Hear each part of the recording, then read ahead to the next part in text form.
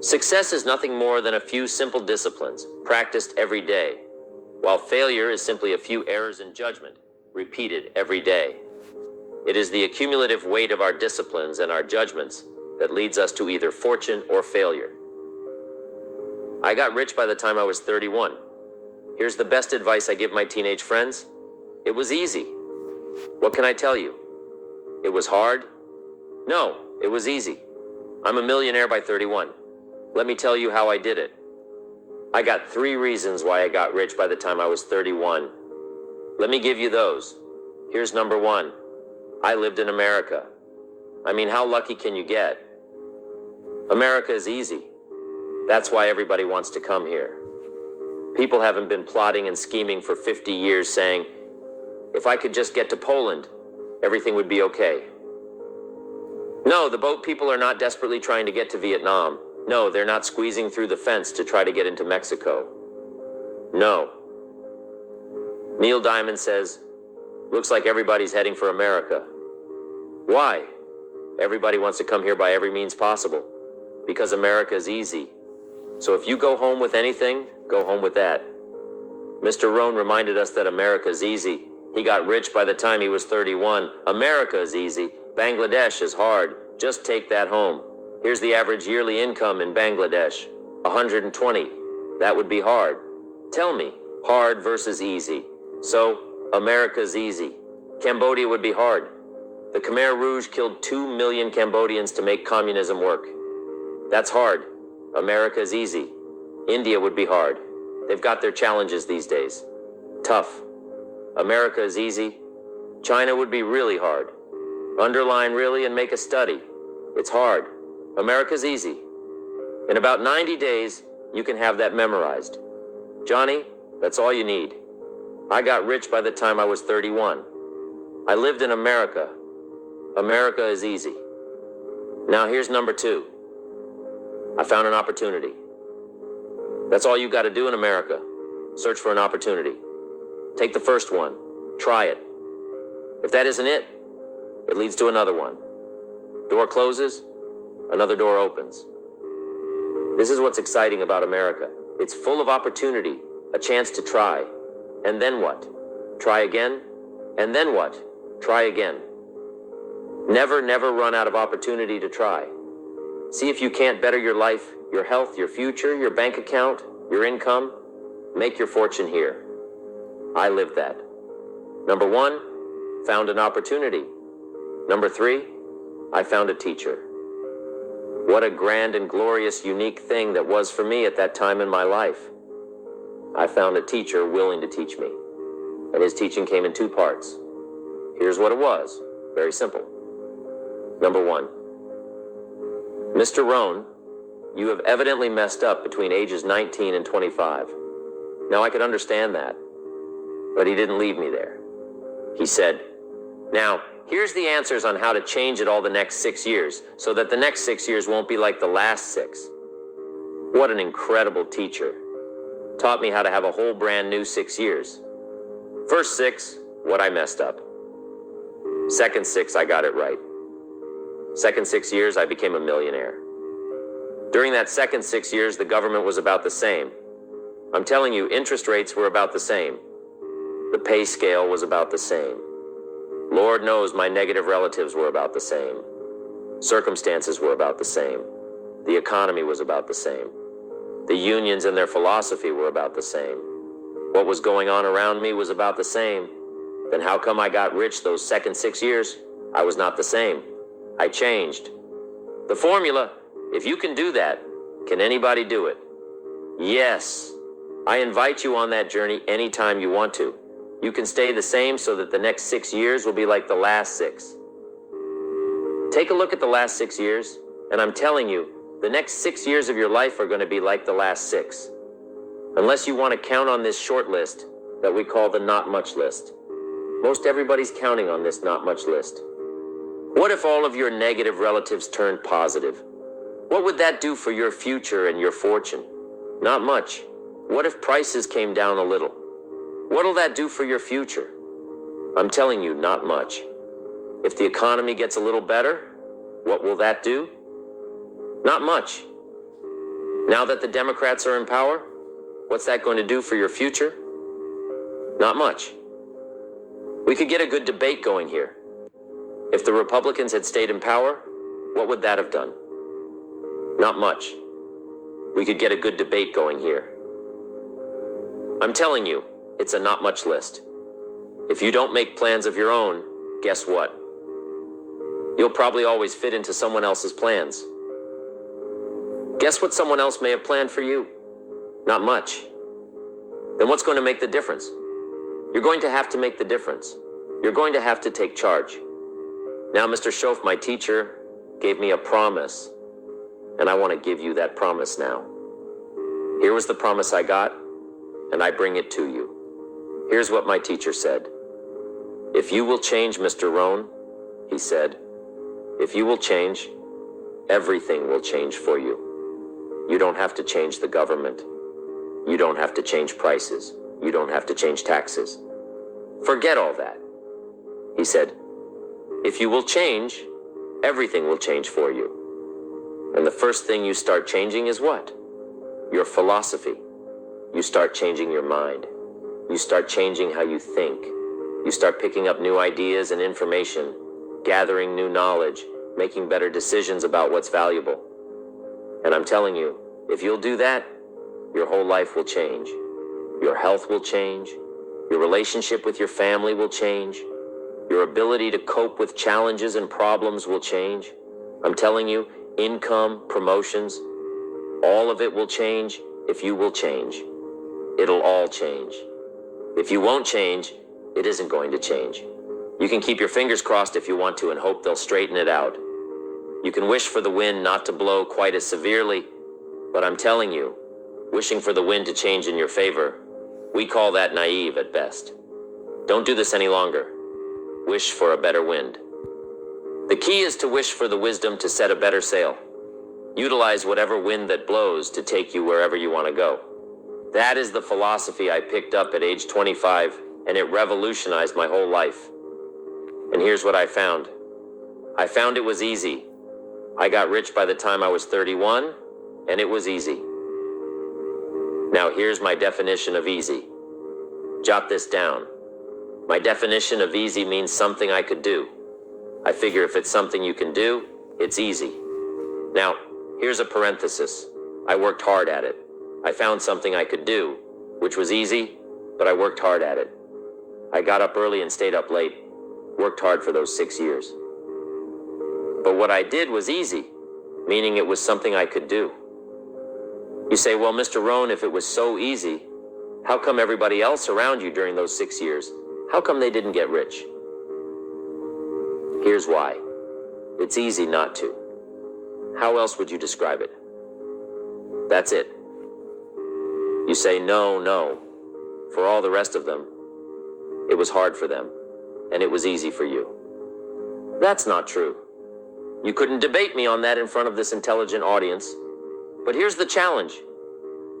Let me give it to you in a philosophical phrase. I tend to be a little philosophical.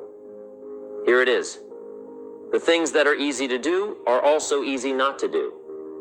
That's the difference between success and failure. So you've got the choice here today of one of two easies. Easy to do or easy not to do. I can give you in one sentence how I got rich by the time I was 31. Here it is in one sentence. I did not neglect to do the easy things I could do every day for 6 years. Underline, I did not neglect. That's the key. I found something easy I could do that led to fortune, and I did not neglect to do it. The major reason for not having everything you want in America, the major reason for not having more of what you want in America, more health, more money, more power, more influence, more of everything, the major reason why you don't get it, simple answer, neglect. Neglect. And here's the problem with neglect. It starts as an infection, and if you don't take care of it, it becomes a disease. And here's what else is the problem. One neglect leads to another. Neglect to do wise things with your money, you'll probably neglect to do wise things with your time. Neglect to do wise things with your time, you'll probably neglect to do wise things with your business. One leads to another, leads to another. Pretty soon, neglect has you by the throat, emptying your purse, emptying your heart, emptying all of your chances for equity and power and all the good things. Neglect. What if you should be walking around the block every day for your good health, and you don't? I'm telling you, you're on the wrong track. You should do it. You could do it. You don't do it. That's called a formula for disaster. All you've got to do is let that and a few other things accumulate for 6 years, and now you're driving what you don't want to drive, wearing what you don't want to wear, living where you don't want to live, doing what you don't want to do, maybe having become what you really didn't want to become. I'm telling you, that's it.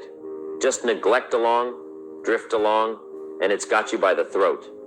It'll take all your values, leave you with just a little bit of something and a summer wind, and it'll soon be gone. I hope I said that well. That's it. It's where I found myself at age 25 until my teacher came along and said, "Mr. Rohn, up till now, you've messed up. Let's see if we can't clean that up. Change it all." I did. Changed my life. Not just the money, all the rest of the values that came pouring in when I discovered it was me. It was me. So, take the easy approach. This stuff's easy to figure out. Getting rich is easy. I teach it to teenagers, how to be rich by 40, 35 if you're extra bright. This stuff is not difficult. I love to teach kids enterprise.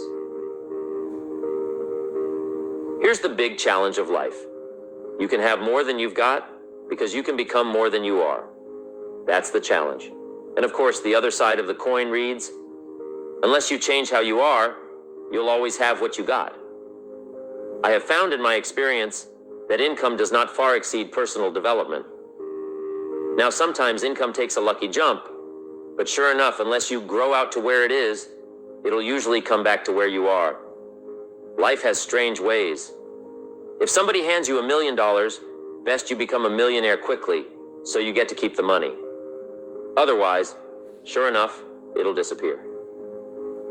Somebody once said, if you took all the money in the world and divided it up equally among everybody, it would soon all be back in the same pockets. Incredible. Success is something you attract, not something you pursue. Success is looking for a good place to stay. So instead of going after it, you work on yourself. Personal development. See, the major question to ask on the job is not what are you getting. The major question to ask on the job is what are you becoming?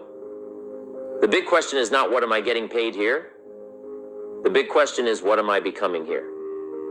Because true happiness is not contained in what you get. Happiness is contained in what you become. So that's our major subject for tonight, personal development. Of all the assignments Mr. Schoaf gave me at age 25, this was probably the most difficult. In fact, I'm still working on this one. I think it's an unending challenge to see what you can become. The next subject is called basic laws, and it's good to study the basics. I call these basics primarily because they come from the Bible. Now, I'm not a theologian or a minister, and that'll be apparent. But Mr. Schoaf taught me that the Bible was a good textbook for ideas and stories and success equations, how to live the better life. I found out that was true. He also taught me that the Bible is as practical as it is spiritual, and I found out that's true. If you look at your bank account and your income and you're not happy, there are several places in the Bible to check to see what the heck's will make the changes. And we're going to cover some of those tonight. They're called basics. Okay, the next subject is the negative part of the seminar. Life is part negative. So we've got to talk about the negative. This subject is called diseases of attitude. There are a lot of things that can wreck your chances to do well. We live in a rather dangerous world. So you've got to be not only wise, but also careful. Now, attitude diseases are just as bad as physical diseases, right?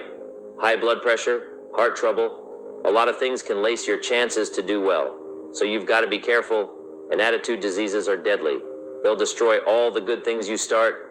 Now, the last subject we're going to consider tonight is called the day that turns your life around. Under this subject, we're going to talk about the emotions that can change your life. Human beings are emotional creatures, and emotions are powerful for life change. Now, of course, emotions are so powerful, they can go either way on you.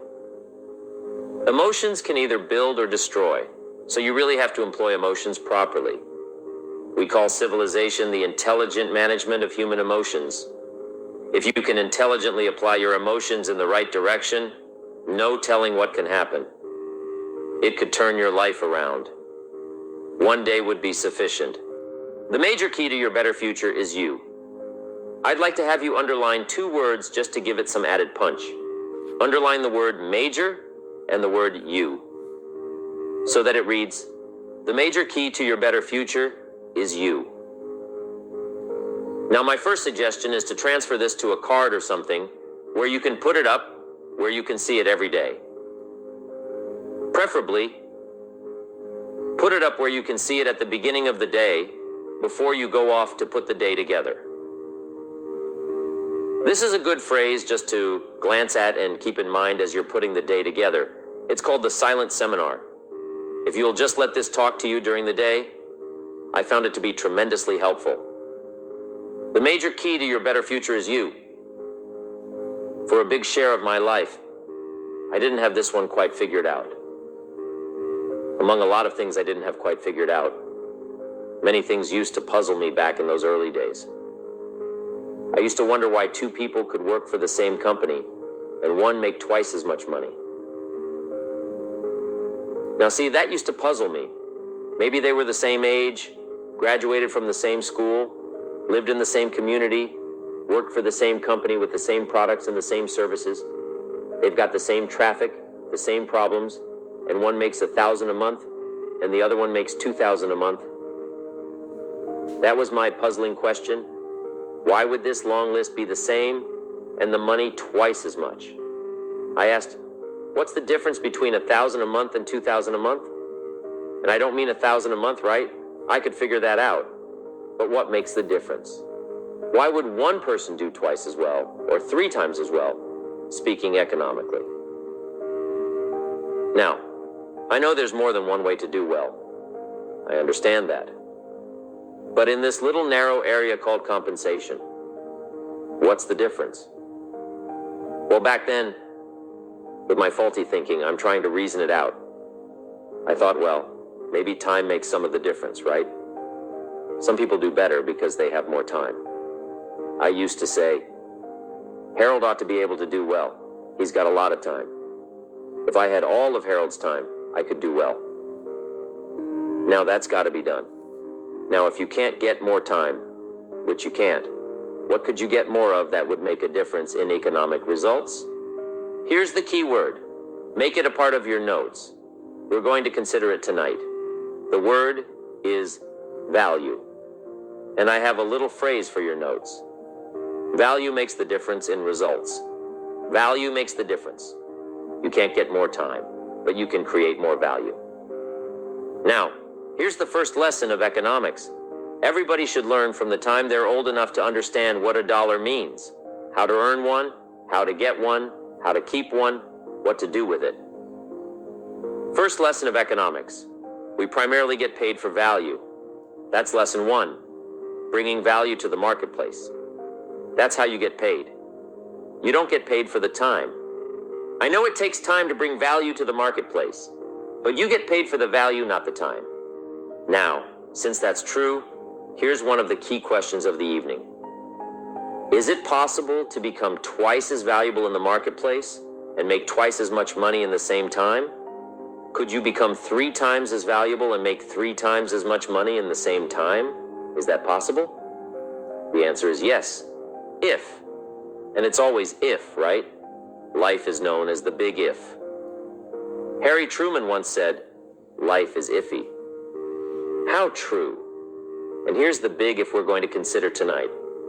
It's possible to do much better in the marketplace if you go to work primarily on yourself.